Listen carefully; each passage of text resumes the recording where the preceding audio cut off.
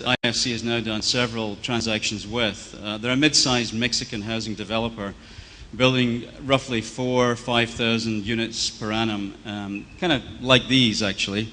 Sustainability is at the heart of their culture. They have many green building features in their buildings. Home design is really an integral part of the business model, not just building houses and delivering them to people who want to occupy them. So what makes Vinte unique in an environment in Mexico that is suffering some challenges? And hopefully yesterday, I wasn't here, but hopefully yesterday you did hear about some of the challenges facing the industry in Mexico. Vinte is very successful financially, and they have no problem in delivering their product. The homes typically have solar water heaters and smart meters. The owners can monitor the energy use, their water use online, and the computer is included in the purchase price. And that's actually financed, interestingly, by the banks. They had to work hard to do that, but they actually got the banks to finance these computers in the price. They also provide homeowners training in computer, how to operate a computer, because most of them haven't even seen a computer before. And once they get access to it, they get comfortable to it, they can then monitor their energy use online, which is very important. Once you know what you're spending, you really pay attention to it. They also do training to transition property management to the owners of the houses, because again, most of the owners just simply have never been in a formal environment before, so they have to learn that they have a community responsibility, and they transition the management responsibilities to them. They also build houses that are part of a community, and people who buy their houses feel as though they're moving to a community, not just a house. There are schools, there are parks, there are community centers, police stations, which Vinte builds and actually hands over when the community is ready for it, and they take occupation. Price, I'm sure everybody's looking at these and saying, how much do these cost? These ones are around 65,000 US dollars per unit, which is quite affordable.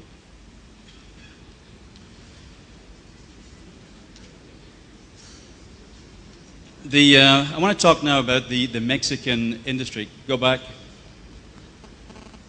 The Mexican industry, it's all about scale. And land is a very expensive resource, which is really similar to here. It's a scarce resource, and the developers normally need to invest in land and build a land bank, but they typically don't use it for several years.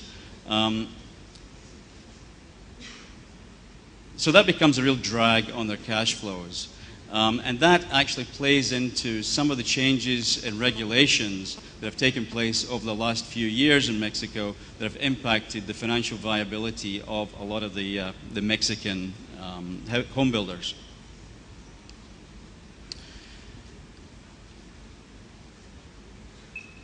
The Mexican sector is comprised of two segments. On the one hand, you have the formal sector, which obviously has access to financing. It has well-defined property titles. It has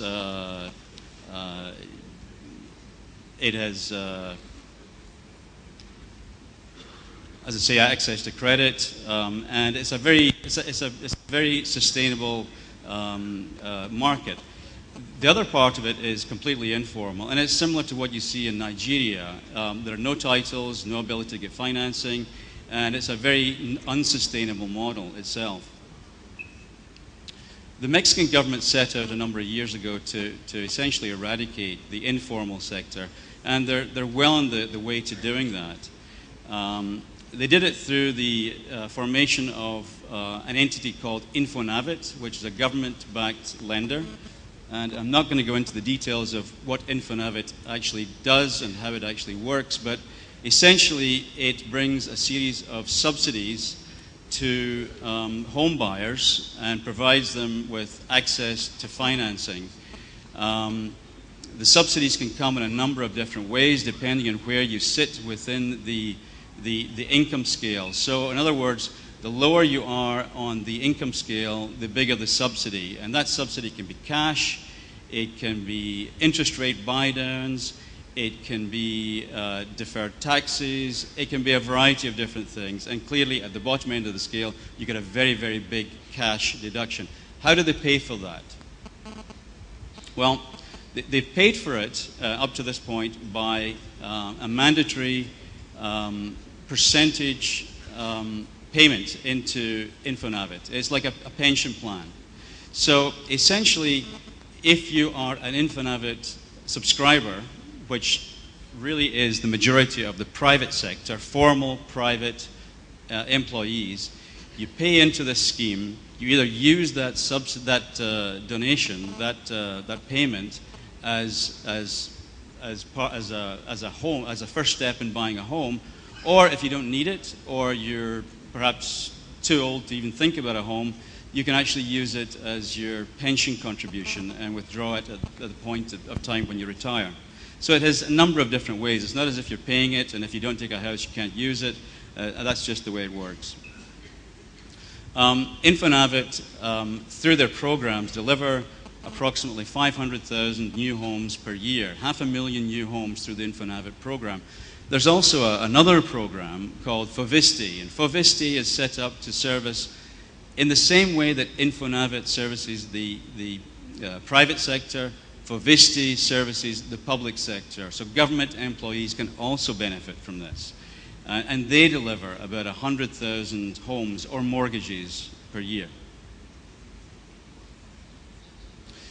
The market, because of the systematic way this has been set up and the early successes of the program, the market is now dominated by very large publicly traded home builders. And these home builders can deliver and do deliver individually 40,000, 50,000 new homes per year. So they are real businesses with real cash flow. The success really has been quite significant. And the approach has been, I'd say, fully institutionalized with these organizations that more or less direct the nation's housing policy. So the target for... Really? Okay. So Mexico is a big success story, but I've been told to wrap it up here and move on to the next, so I'll do that. I'm going to talk a little bit about Africa and how we see Africa from IFC's standpoint. Over the past decade, sub-Saharan Africa has been a growth story. There's been 4.6% annual economic growth. It's filtering through to create a middle class that are well capable of being homeowners, and that's a great thing for anybody who's in the home building industry. We clearly know there are continent-wide issues with title, with registration, with fees, and inefficiencies that have taken place that block these processes. And they apply in different ways in different countries, but generally they apply across the continent. The developer market is one that I've been coming to Africa for 7 years, and it always struck me that there really are very few developers, and with the exception of Hakeem, of course. What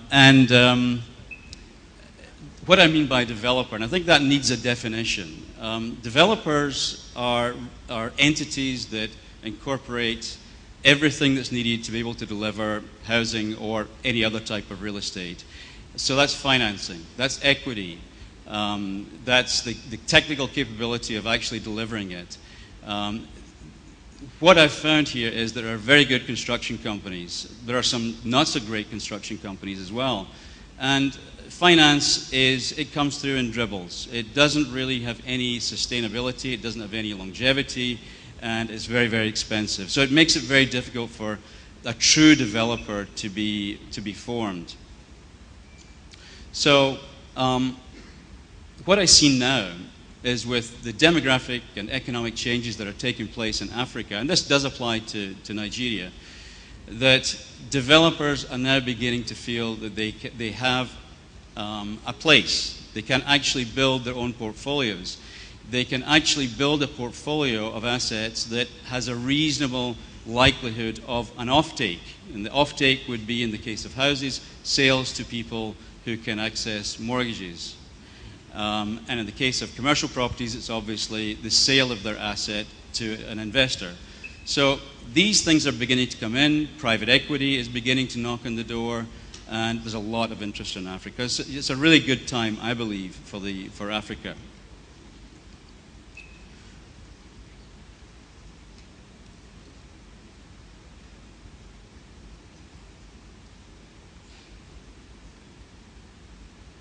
So let's take a little bit of a closer look at Nigeria. The country needs to produce about 720,000 units annually for the next 20 years to begin to solve the housing problem. The building sector, the construction sector, has been growing very, very fast. It's been doing well since 2007, growing at about 12 or 13% per year, which is above the economy in general. The strong economic growth, though, hasn't really translated into any employment generation, and employment now runs over 20%. And 80% of the population still earns less than $60 a month. So you have this dichotomy going on here. So looking at the pros for Nigeria, Nigeria has the status of being Africa's most populous nation, the highest GDP, and growth prospects are obviously very strong. As is the rate of urbanization, which is really driving the demand for housing. But affordability has historically been a challenge. Even the rental market, recent changes have taken place in Lagos State to allow people to pay less upfront. It used to be that people paid 2 years, 3 years deposit to rent a home. Legislation doesn't permit that now. But what I see in the market is that really has been more or less ineffective. There's not much change to what I saw 5 years ago. What is important, though, is the introduction of Mortgage Refinance Company, MRC, which is the liquidity facility. And that's very similar to programs we've seen in Tanzania and in Egypt. And I think it'll be interesting to see how that evolves and improves the housing market. The cons, Nigeria is 147th out of 189 countries in the World Bank Group's ease of doing business, which is not a good thing, but it's improving. It is moving up, believe it or not. Credit statistics are very, very limited at just over 4% of the total population, which makes it very difficult for banks to grant mortgages. I think that has to improve. Costs are extremely high. 60% of the raw materials are imported, which shouldn't be the case. And another contributor is the lack of basic infrastructure, which adds as much as 30% to the total cost of development. Land has been scarce. It's also been very, very costly and difficult to service.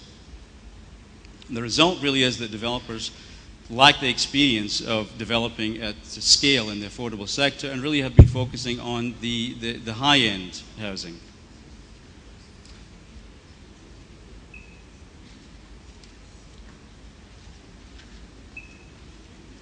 So to wrap things up on the last slide, there are lessons learned. There's a need for coordination of the planning process and the use of the planning policies to encourage sustainable communities. Mass-produced affordable housing lends itself to the adoption of low-cost technologies, materials that have been successfully adopted by countries such as Mexico, India, South Africa. They should be adopted here. Use local construction materials wherever possible. Microfinance can form a very important part of the overall picture, as we've seen in places like Kenya. Encourage the intervention of DFIs such as IFC and use our experience. Introduce rent to own. There isn't really much of that. Households can rent homes, which they eventually buy. They build up their credit score. credit record should be improved. The 4%, definitely that has to be increased. And strike a balance between government-supported and funded housing programs and free market mortgages. I think you have to realize that government housing programs are not a long-term solution, and they're really there as a temporary stepping stone in the process. And in the case of Ogun State, there is one obvious advantage, is location, which right next to Lagos is undeniable, and it's a unique advantage. Thank you.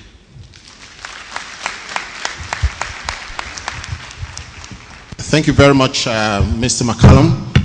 I think right now we're basically just going to go straight into the panel discussions. Just to sound a note of warning, essentially we're not going to be focusing on all categories of housing.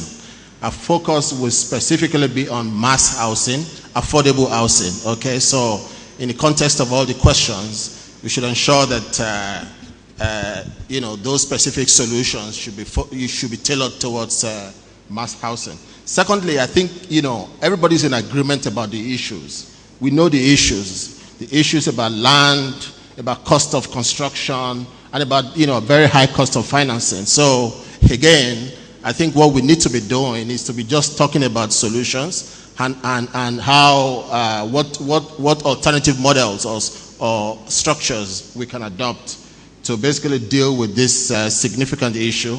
And if it is true that Nigeria has a deficit of almost about 17 million housing units, how do we deal with that? How do we use that for poverty alleviation? So I'm going to be going straight into the panel discussion right now, starting with Hakeem. We know that UPDC obviously focuses on commercial housing.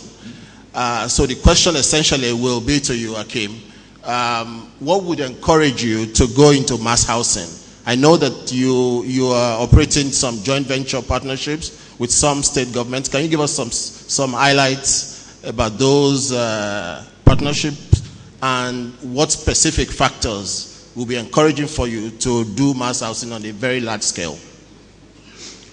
Okay, thank you very much, Dapo. I think the reality of the matter is that whether you talk of housing, whether you talk of mass housing or commercial housing, the issues are basically the same. And I think that since the topic for this discussion is how to accelerate housing development in Ogun State, I think there are three critical stakeholders in the value chain of housing, and their decisions will determine whether or not you are able to accelerate. Their decisions determine whether you accelerate or whether you de-accelerate housing development. Number one is the developer. Number two is the financier. Number three is the off-takers. These are the three critical stakeholders. There are other stakeholders, but these are the people who determine what happens in that value chain. And I think that if we must accelerate housing development, we must understand the issues that these people face and see how we speak directly to those issues. And I know that yesterday there was a lot of discussion about titling and things like that, but we cannot run away from the issue of title. I say always that the greatest impediment to housing development in this country is uncertainty of title, both for the developer, both for the financier, and both for the off-taker. The developer wants to put his money in a development where the title is secure. The financier wants to create a charge over a property that has a guaranteed title. The off-taker wants to buy from an estate where the title is secure. But the reality of the matter in this country today is that there's no point in that value chain that you can beat your chest and say that you have an indivisible title to your land.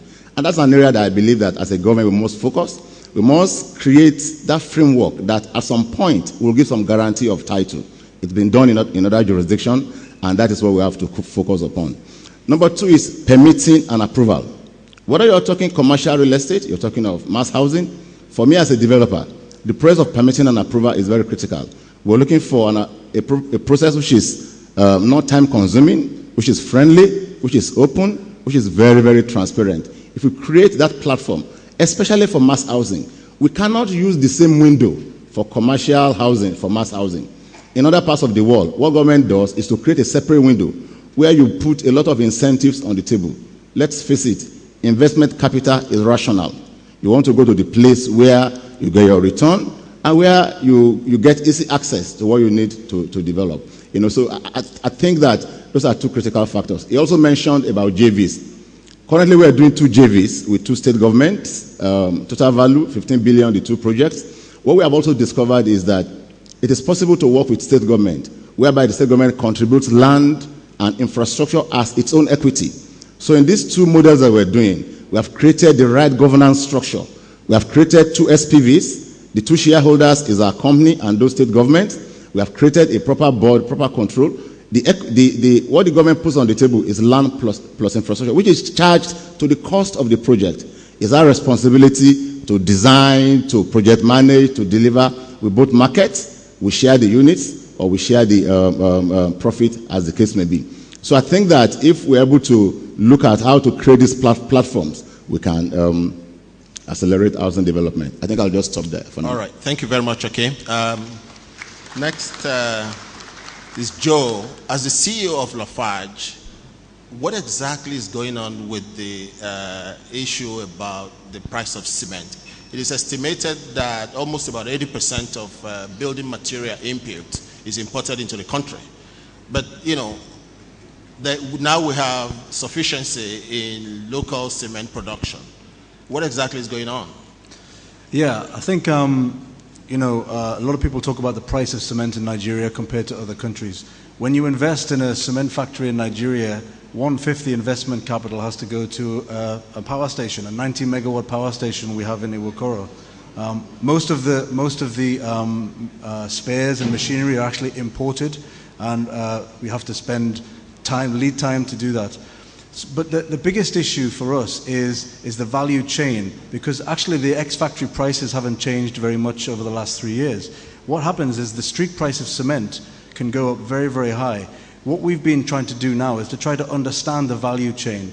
We came up with a project called Iroran, which is an affordable housing project for really low-cost housing for individual home builders. And what we do, understanding that there's a need to get access to finance, understanding that there's a need to manage the cost, and also understanding the need to manage the quality of the building, because often people get very much fleeced when they're doing a building project because they don't have the right experience. We came up with designs. We worked with French Development Bank and LAPO to provide microfinance loans for people to build bit by bit. We have trained technical people who will accompany every project at foundation level and going up to roofing level. They have to get the disbursement of the loan, they actually have to get a technical check, and they get support. So we believe that we want to expand this now. So far in Ogun State, we're only doing this in Ogun State so far, in Shagamu and Abeokuta, and we believe what we've done, I think we've affected about 1,300 people. By the end of this year, with this program now, it's moving at such a pace, we hope to be able to impact 15,000 people. So it's not just about mass housing, we've got some solutions for that as well, but it's about individual home building, managing the value chain, cutting out a lot of the middlemen, because the cement now comes directly from our distributors, and it doesn't have 2 and 3 and 4 layers of margin take from a middleman. So we believe this is a good project, it's a good model, and there's more things to be done in that. Fantastic. Thank you very much. I know that as part of the measures you're putting in place to reduce the cost of construction, you've recently introduced into the market ready-mix concrete. What other innovative products, do you think it would be very useful in reducing the cost of construction? Yeah, in Mexico, in South Africa, in Europe, most of the grey powder that these big cement factories, and by the way, Ogun State is the biggest cement producer in Africa. It's not just it's bigger than South Africa. It's bigger than any other place. This state alone. But what we've done is most of the grey powder goes into ready-mix concrete. Companies that produce ready-mix concrete, and until 2 years ago, there was no ready-mix concrete commercially available in Nigeria. We believe this is going to really improve the way quality and cost can be managed in the value chain. You can do a 2,000 cubic meter pour in 1 day. We've done that already in Nigeria. So this will speed up the delivery, speed up the quality, and bring costs down. I was talking to Tom earlier on, and in other parts of the world we have modular housing where we build precast concrete formwork that can then construct mass housing much, much quicker. We can really work on this, but we need a bit of partnership, I think, with the government and with some developers and some big contracting companies to get it going. Great, thanks, Joe. Now going to General Reyes, with significant experience in developing estates, just like the one you've done in Lagos. The real issue is always the point about the affordability. What sort of innovative idea, just like it's been introduced in other countries like UK and the US, what sort of innovative ideas do you have in order just to bridge that affordability gap in terms of funding? Well, thank you. When you're talking about affordable housing and breaking new ground, I think that we are not talking about developing 100 unit or 200 unit housing estates. Absolutely. We are looking at large scale, unprecedented development. Somebody pointed out to me the other day that since 2004 housing estate was built, there has been no other development that has done 1,000 units in one location. That stands to be corrected. So we can clearly see that the challenge is big, but there are ways of dealing with this. Other people have done it. We won't be the first to be faced with this challenge. There are so many impediments to solving the problem, but as you said, we should just focus on one of them, which is the affordability gap funding, which is the gap between the income of the intended beneficiaries and the cost of the housing. Mortgages will not take away that problem. If you have all the money in the world available for mortgages, have all your mortgage system functioning well, it will not take away the affordability gap funding problem. So what governments typically do will be to create innovative ways of bridging that gap. Sometimes it's with policy, as simple as policy. You can bridge that gap. Currently, the United Kingdom government has a scheme that is being talked about very much. Every day it's in the news. Help to Buy is for young people, up to £600,000. The government will guarantee part of the deposit. And it stimulated the housing delivery mechanism. Here we need to find our own ways to deal with the affordability gap problem. And there are ways in which we have done this locally. For example, what works is that traditionally, people have a way of dealing with it. What is not affordable by one person, what do? We come together. It's just two cooperatives. So cooperatives is one viable way of dealing with the problem. And I think for that quotation that came up earlier on that says what cannot be done, the person who said it cannot be done is already being interrupted by the person who is doing it. I think His Excellency is already doing a bit of that. He has appointed a key cooperative person as his Commissioner for Housing. So if you focus on housing cooperatives and look at group mortgages, I think you can overcome the affordability gap problem. On the other side, government needs to create an enabling environment. And what are these enablers? A few of them. I think Akim has mentioned one key one, which is titling. It not only has to be secure, it has to be quick and affordable. On one hand, several government agencies talk about delivering affordable housing, yet the cost of title perfection is so high. It accounts for as much as 20-25% of the cost of the house. So where is the affordability? The second area is industry restructure. Currently, there is no industry. Everybody is doing whatever they like. Government needs to step in and structure the housing industry so that developers know their rights and responsibilities. Off-takers also know their rights and responsibilities, and that will encourage investors to come into the market. With industry restructuring will come regulation. Who is the industry regulator right now in Ogun State or anywhere else for that matter? There is no industry regulator. So really, it's not the kind of environment that a serious investor would like to play in. So we need to deal about regulation. And then management. Where are the laws for managing gated communities? When you are talking about large-scale affordable housing, you must talk about condominiums, multiple occupation. Where are the laws? Where is the legislation governing large-scale condominium development? How do I know what to do? Elsewhere, if you owe service charge to your condominium, it is regarded as a charge on your property. You are owing government money. Your flat can be sealed up. Here it is not the case. If I like, I can convert my flat into a place of worship, and there's nothing my neighbors can do about it. So government can do something about that.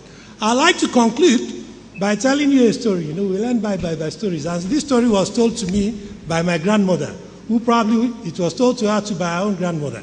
She said, long before Lord Lugard came, she's one of you, she came from Ijebu-Remo. She said that there were two salesmen who came from Europe. One went to East Africa, the other one came to West Africa. And they met people who were not wearing shoes. The man who went to East Africa said, I'm coming home because there is no market here. These people don't wear shoes. And he took the next ship back home to Europe. But the man who came to West Africa saw opportunities and said, look, divert all our production to West Africa because there is no competition here. So you may say that we don't have this, we don't have that for affordable housing. The potential is there. Thank you very much, General Rees.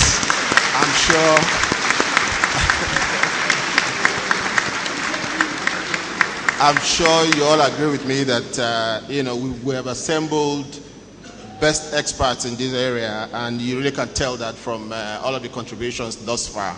Now, going into Ogun State Housing Corporation, what exactly are the sort of programs or projects you are putting in place with respect to affordable housing? Thank you, Dapo. Ogun State Housing Corporation is charged with instituting and encouraging the development of affordable housing. And as a matter of fact, we had a conversation before we came here about the role of government in the delivery of housing. I guess in more developed environments, government have taken a step back.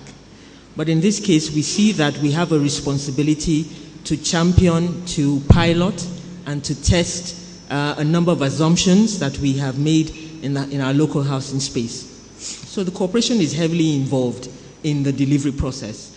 Everything from testing technologies that will make the delivery process faster, cheaper, and improve or sustain quality, to even education, telling people that home ownership is not supposed to be an emotional decision, but a practical decision for financial empowerment. Yeah.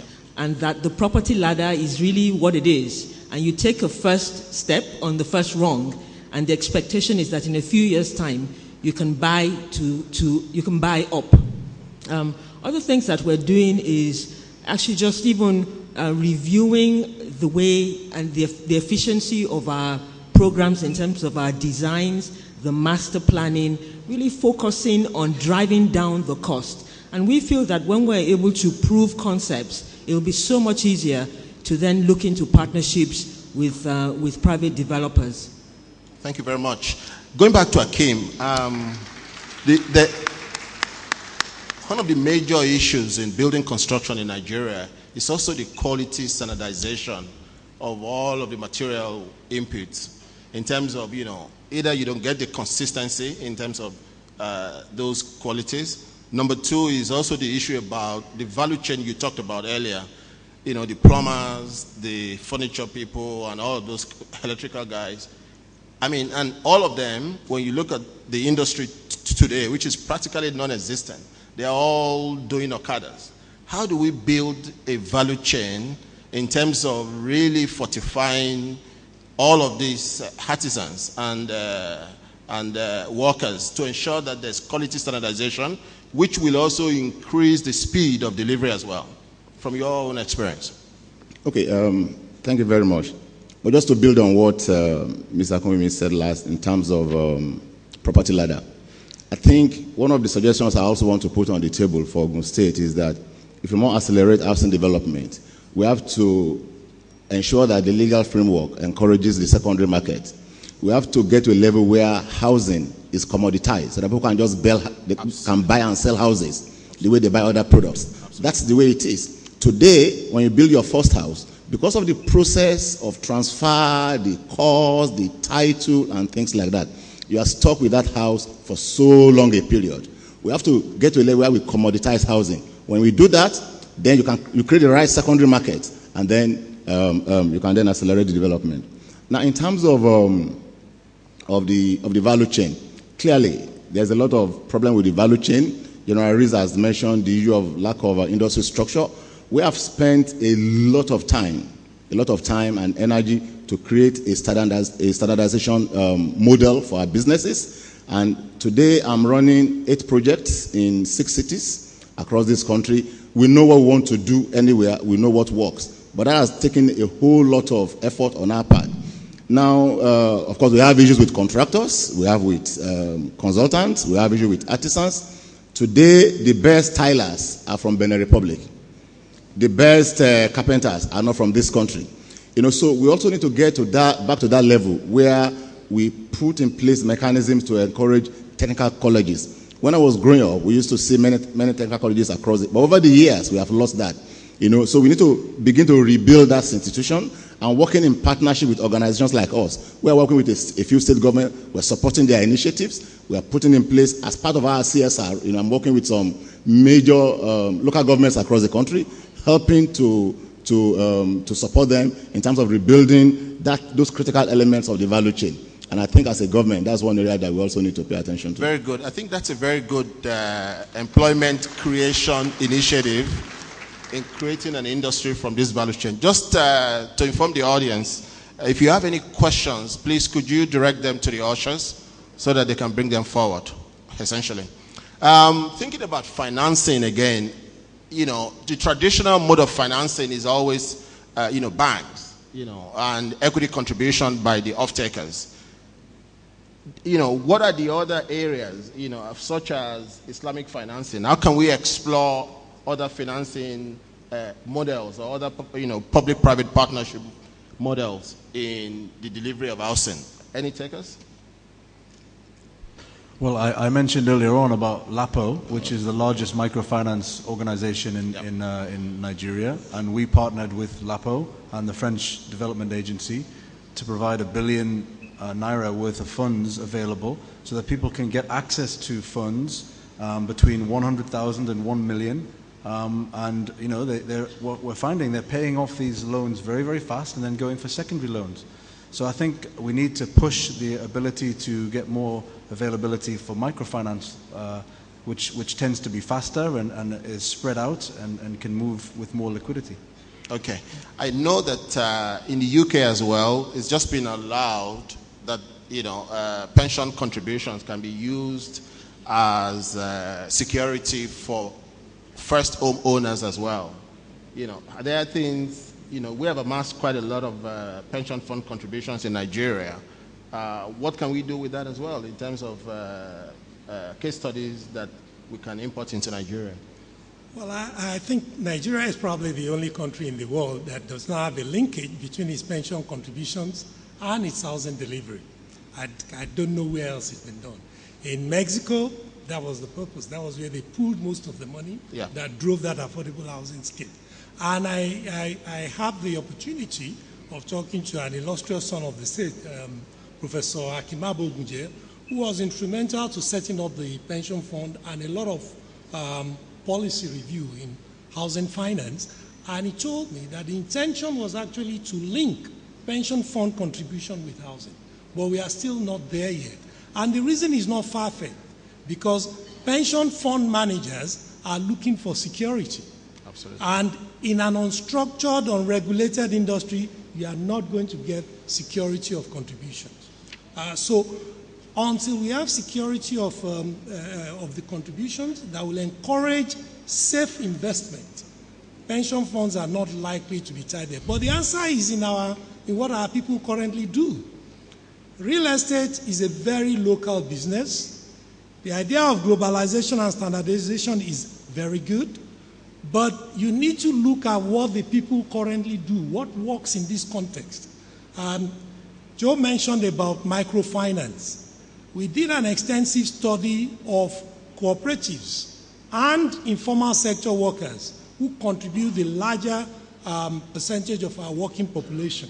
You will find that they typically do not borrow for certain stages of construction. And there is a lot to learn in the way they currently finance their house building.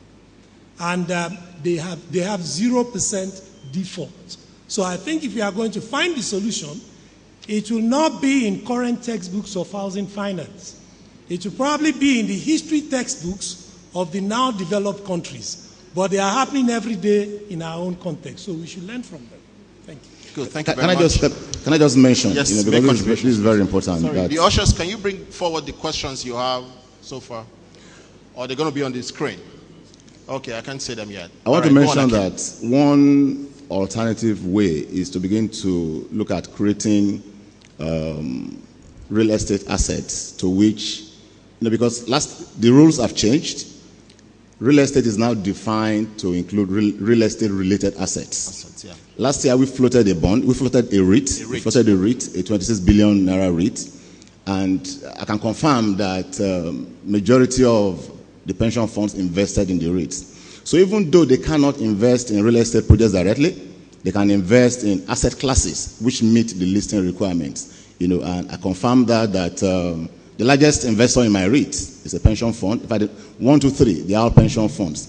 So but it all goes back to the question which General also has raised about the environment, because in floating the REIT also, the legal environment played a major role. Issue of transfer cost, issue of transfer of title was a major issue before SEC eventually approved the REIT. But it's possible. We have done it and we think it's possible. All right. I think I'd like to make a quick comment to that. In the context of what we're talking about, which is really affordable housing, I would say that we probably have a chicken and egg situation. To list a REIT, you need stock. We don't have formal stock in the housing space, particularly in the affordable housing space. On the other hand, there's been a lot of discussions around mortgages. What with the mortgage refinance company recently instituted, I'm not sure that it started to function yet, but imagine a situation where this started to function. Where is the stock to meet the now broader availability of mortgages? I think our conversations here really would be conversations around how do we build stock, and in that process, how do we overcome all of these obstacles, many of which we have already talked about. Solutions for the obstacles. Thank you. All right, thank you very much. Can we have the questions on the screen, please? No, they're not showing here. Can't see them here. While we're waiting for the questions to come up on screen, may I ask Thomas, given that the IFC as an international development financial institution has a large pool of funds, and the fact that you're also trying to assist in mass housing, how do you manage the issue of foreign exchange risk in a country like Nigeria? Even if the fund is available, even if Nigeria meets all the criteria, how do you manage the issue of foreign exchange risk? I know you've recently set up or just established a Naira bond. Is that available for housing projects? I wish I could answer that question. I don't have the answer for it. I know that the majority of IFC's activities are hard currency based, dollar, euro, and so far in the commercial sphere, which is where we've been mostly active, we get comfort in the transactions take place, dollar transactions at the least level, which give us comfort, but that doesn't obviously apply in the housing sphere, so I really don't have the answer. All right, okay, no problem at all. The first question is on what are the requirements for long-term financing for mass housing development? Do we have to go through local banks? Any takers? Kim, do you want to give it a try? Well, like I said before, the greatest problem of financing of real estate development in this country is the fact that only short-term funds are available. Because typically, real estate development, even if you're talking of mass housing, you're talking of the size of projects that General Reese is talking about. These are projects that will have a maturity period of between 3 to 5 years at the least. And the best you can get from the banks, although today you can get between 3 to 5 years. So that's why I mentioned creating alternative platforms for financing. And I think for a developer, the REIT provides you that opportunity. In this country, we have not had successful development REITs, but I think that with the right structure, we can have a due REIT, we could raise the funds. The benefit of that is that you're not under pressure from your banks to start repaying, because it's a quasi-equity form of financing. And I think that's one area that we can explore.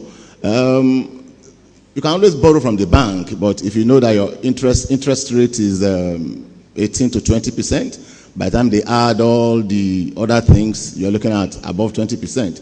It will be difficult for you to break even. And that's why we've had several aborted projects all around the country. But I do know today also that some banks are a lot more proactive in working with us to create financing instruments that helps us to finance these projects on a long-term basis. Thank you very much. Next question, please.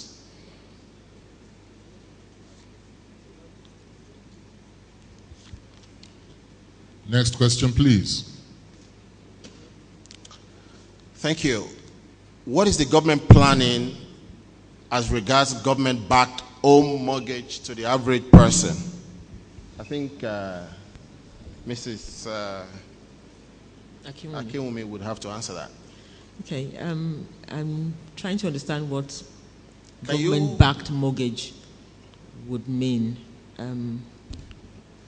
But basically, we've had conversations around the fact that there would always be an affordability gap between the real cost of construction and people's pay packets.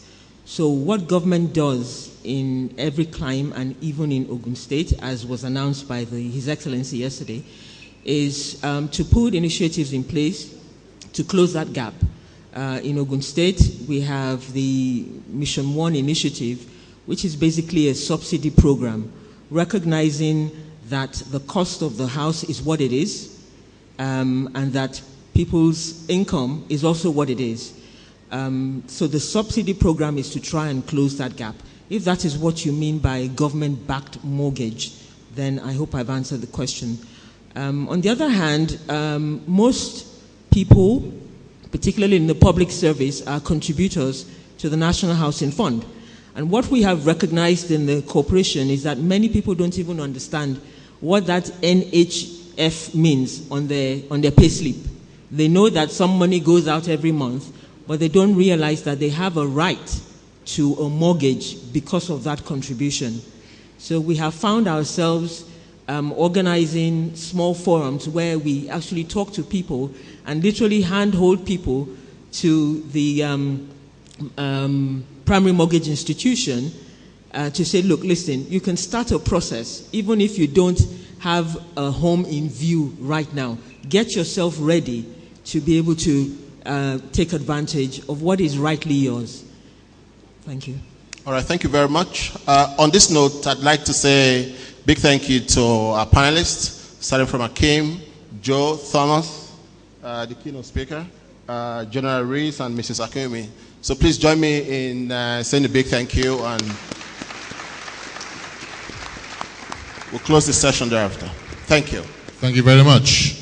Thank you very much, panel. Lovely, lovely session there. Please come forward for photographs with Executive Governor. If you still have questions, please continue giving them to the ushers. We'll compile them, and like I did say yesterday, we have a format whereby we can send these by email to any members of our panelists, and they shall, of course, provide you replies. Quick photography session, and then, of course, we present some gifts to our guests.